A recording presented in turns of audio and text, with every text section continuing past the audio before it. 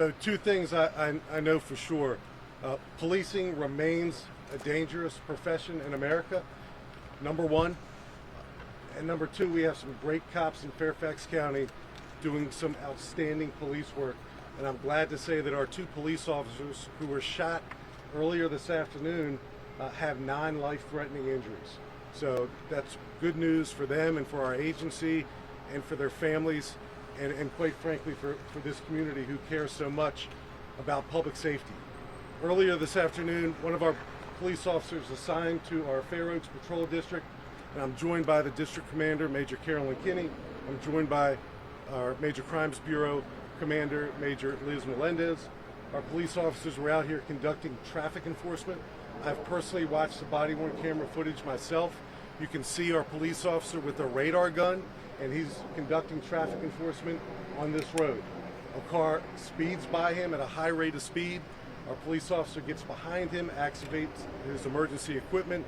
The car pulls over, but not only does he pull over, he pulls over very abruptly and slams on his brakes. So the officer obviously noticed that the driver slammed on his brakes abruptly, but nonetheless he gets out and is conducting what amounts to a normal traffic stop for a traffic violation, speeding.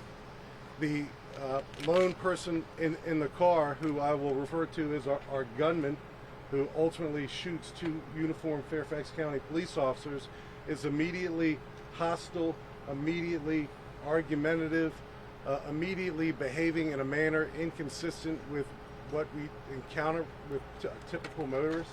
He's combative. He refuses to identify himself. He refuses to produce any identification whatsoever. He does tell the police officer that he is armed. The police officer hears him. As other police officers arrive on the scene, our initial police officer tells the driver, our gunman, to stop reaching for his firearm. His firearm is in a holster attached to a gun belt that our bad guy is wearing over his clothing.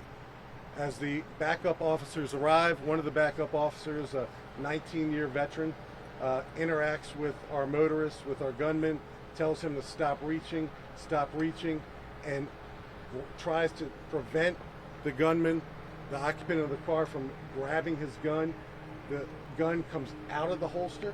The driver of the car, our gunman, takes his gun out of the holster and leans back in his driver's seat and immediately opens fire on two uniformed Fairfax County police officers who are standing at the driver's side door of the car. There's a third Fairfax County police officer on the scene. He too is in uniform. He too is assigned to patrol in the Fair Oaks district. He sees this deadly encounter unfolding, and he discharges his firearm, killing the gunman who was simultaneously shooting at two Fairfax County police officers. The non-fatal rounds strike our police officers in the elbow.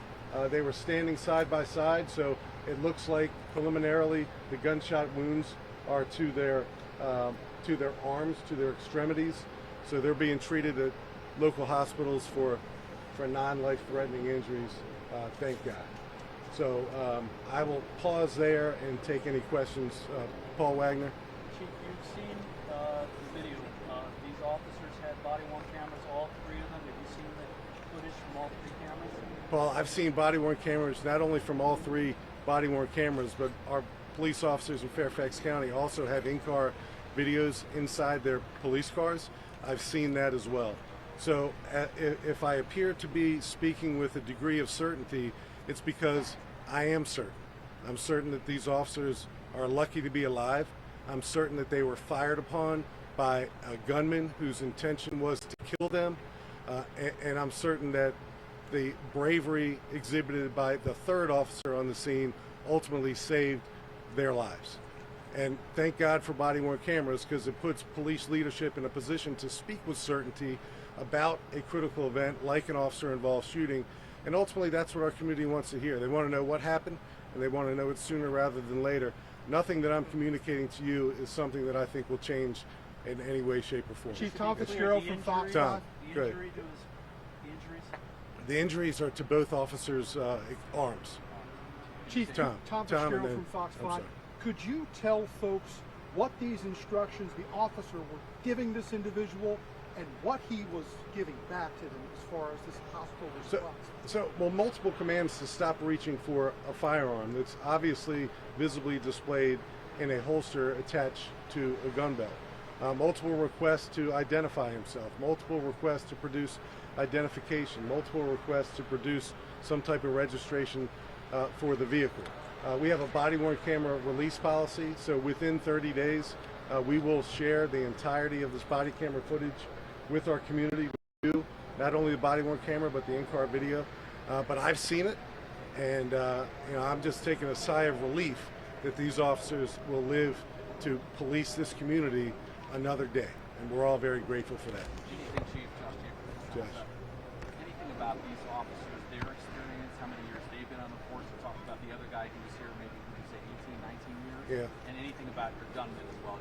So experienced cops, and that's a good question. 19 years of service, Fairfax County, 18 years of service, Fairfax County, and then the youngster of the bunch, 2 or 3 years. Two or three years on the job. Our gunman, and again, he's been pronounced deceased at a local hospital after he fired and struck 2 of our officers. And we're going to know more about him as time goes by. I know he's a local resident. In fact, he lives right down the street. I know he's 36 years old, and we're going to learn more about him, and we'll share that when we get to it. Chief Davis, Matt Gregory, I was wondering who takes over the investigation at this point? Okay, good question. So our Major Crimes Bureau will work hand in glove with the Commonwealth's Attorney's Office. Our Internal Affairs will conduct a concurrent administrative review to ensure that our actions complied with our policy and our general orders. But we'll all work in tandem with each other. The last officer-involved shooting we had in Fairfax County was in September of 2024. We had 1 in that calendar year.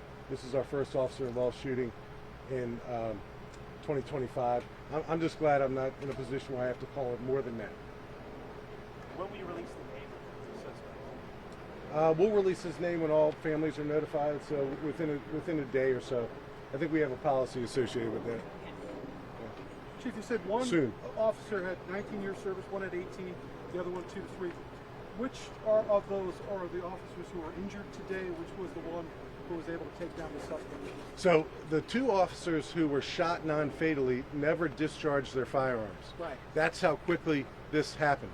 They were trying to prevent our gunman from taking his gun out of his holster. So their hands were occupied trying to do that de-escalation, trying to restrain him from taking his gun out of his holster. The 3rd officer who discharged his firearm was on the other side of the car. So he was in a position, he had a point of view where he was able to fire his firearm to save the lives of his 2 officers. Just trying to ascertain which was which. Were the 2? Yeah, we're gonna get to that in due time. If I prematurely notify who did what, I want to make sure the families have an opportunity to hear it from the officers Chief, themselves. what's the time span here? If backup is called in and arrived, presumably a number of minutes were going by? It's a matter of minutes, pretty quickly. So it stopped, and the two officers standing on the driver's side, and they had their weapons out at that point? No, Paul. So it was one officer by himself, and he was conducting what amounts to as a, and I hate to say routine, because nothing's routine, but he was interacting with this motorist, this gunman, and he was attempting to de-escalate him. So the motorist, our gunman, was acting in a bizarre manner right from the very start. Speeding, slamming on his brakes, being hostile, and you're going to hear what he had to say when I release the body-worn camera footage. He was combative, but our officer was doing a pretty good job of de-escalating him and attempting to communicate with him, but he just wasn't getting anywhere with that communication. By the time the backup officers arrived, our motorist, our gunman, he brought it to another level when he continued to reach for his firearm. 2 of our officers attempted to prevent him from doing that. They were unsuccessful. The gun comes out of the holster, and he opens fire on these 2 cops. How close are they to the suspect at that moment? For half the distance from me to you, at the most. They're right at his driver's side door. Chief, is there anything you could say at this point about perhaps anything else you've learned about the suspect through things that might have been in the car, anything that you discovered to this point besides that firearm? Yeah, our crime scene detectives are here. They're going to go through the car. We're going to get search warrants and examine all the evidence. Virginia State Police, as always, they're here. They showed up to the scene. ATF, they're always the first federal law enforcement agency to show up on a critical scene like this one. I've received calls from Eric Siebert, our newly appointed U.S. Attorney for the Eastern District of Virginia. I received a call from Steve Jensen, who's the newly appointed Assistant Director in charge of the FBI's Baltimore Field Office. So there's a lot of interest in this case, a lot of really just, what do you need and how can we help you? So I appreciate not only our community, but the law enforcement community at large from reaching out to offer assistance. Presume the gun on top of the car is the gun in question? Correct. What kind of a gun is it? Right behind us. What kind of a gun is it? So I'm sorry, we do believe that's the suspect's weapon, correct? It is. Okay. Yes. The question from Paul Wagner is what kind of a gun. I'm just going to describe it as a semi-automatic pistol. Chief, there is any indication that the suspect is under any influence, alcohol or any drug, maybe? So there'll be an autopsy, there'll be a toxicology, so I'll be able to answer that question with certainty. He was behaving and acting and communicating in a manner that wasn't normal. It was bizarre. So I don't know if in fact that had anything at all to do with any level of intoxication. There's no immediate signs of intoxication at all. But the toxicology report will eventually tell us that with certainty. Yes, ma'am. You got one? Oh, no, you answered it. Thank Okay. you. Thank you. You're done with me. Okay. Wait, Chief, I have one more. I noticed the car in that parking lot might have had the back window shattered. Did you notice any part of the investigation further than the car? No, so I just came from the scene, walked around it a couple times. I haven't seen any back windshields shattered, but we'll go back and take a look. And then just one more, just the nature of this happening in the afternoon Wait. in the area, the responsibilities of your officers to make sure they can do their job and keep the community safe. Well, it's startling. It's a beautiful April day, and you all probably know we came from Fairfax County High School earlier in the day when two students were in an altercation and one stabbed the other. That's certainly unusual, thank goodness. This is certainly unusual as well, but it just kind of, since the beginning of time in policing, particularly in our training academies, we always talk about never considering a traffic stop to be routine or normal or benign, because a speeding traffic stop like this one, captured with a radar gun, turned into a deadly encounter. And again, thank God our police officers are right there. Yes. Chief, do you know if any of the schools went on lockdown? The nearby, like the For this incident, For this incident. I don't know, but we can follow up. I don't know. Do you have a time on that traffic stop? We'll get that for you. Okay. Thank you. Thank you. Thanks, Chief. Thank you all for coming out. All the information you asked about, we will be updating on our blog as soon as we can release it, so you can follow that or on any of our socials at Fairfax County PD. Thank you. Test my